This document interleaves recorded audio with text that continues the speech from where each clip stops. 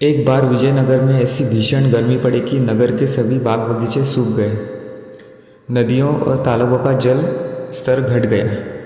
तेनालीराम के घर के पिछवाड़े भी एक बड़ा बाग था जो सूखता जा रहा था। उसके बाग में एक कुआं था तो सही, मगर उसका पानी इतना नीचे चला गया था कि 2 बाल्टी जल खींचने में भी नानी आ जाती। तेनालीराम को बाग की चिंता सताने लगी। एक शाम तेनालीराम अपने बेटे के साथ बाग का निरीक्षण कर रहा था और सोच रहा था कि सिंचाई के लिए मजदूर को लगाया जाए या नहीं, कि तभी उसकी नज़र 3-4 व्यक्तियों पर पड़ी जो सड़क की दूसरी पार एक वृक्ष के नीचे खड़े उसके मकान की ओर देख रहे थे। फिर एक दूसरे से इशारे कर करके वे कुछ भी कहने भी लगे। तेनालीराम को समझ से देर नहीं लगी कि ये धमार है और चोरी करने के इरादे से ही उसके मकान का मुआयना कर रहे हैं। तेनालीराम के मस्तिष्क में बाग की सिंचाई की तुरंत एक युक्ति आ गई। उसने ऊंची आवाज़ में अपने पुत्र से कहा, बेटे, सूखे के दिन हैं, चोर डाकू बहुत घूम रहे हैं, गहनों और अशर्फियों का वह संदूक घर में रखना ठीक नहीं हो। आओ उस संदूक को उठाकर इस कुएं में डाल दे ताकि कोई चुरा न सके। आखिर किसे पता चलेगा कि तेनालीराम का सारा धन इस कुएं में पड़ा है। यह बात तेनालीराम ने इतनी ज़ोर से कही कि जिससे दूर खड़े चोर भी स्पष्ट सुन ले। अपनी बात कहकर तेनालीराम ने बेटे का हाथ पकड़ा और मकान के भीतर चला गया।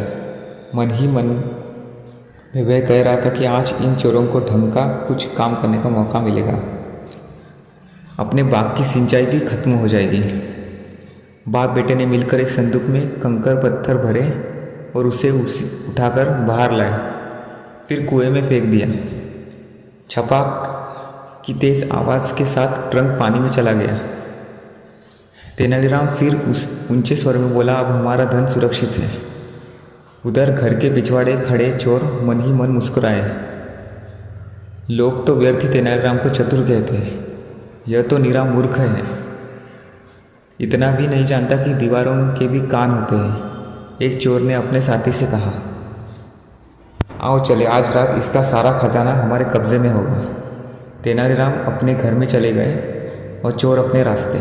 रात हुई, चोर आ गए और अपने काम में जुट गए। वे बाल्टी भर भर कर कुएं से पानी निकालते और धरती पर उड़ेल देते। उधर तेनालीराम और उसका पुत्र पानी को क्यारियों की ओर करने के लिए खुरपी से नालियाँ बनाने लगे। उन्हें पानी निकालते निकालते सुबह के 4 बज गए। तब कहीं जाकर संदूक का एक कोना दिखाई दिया। बस फिर क्या था, उन्होंने कांटा डालकर संदूक बाहर खींचा और जल्दी से उसे खोला तो यह देखकर हक्के बक्के रह गए कि उसमें पत्थर भरे थे।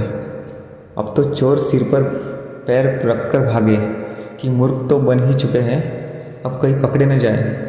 दूसरे दिन जब तेनालीराम ने यह बात महाराज को बताई तो वे खूब हंसे और बोले, कभी कभी ऐसा भी होता है कि मेहनत तो कोई करता है और फल कोई और ही खाता है।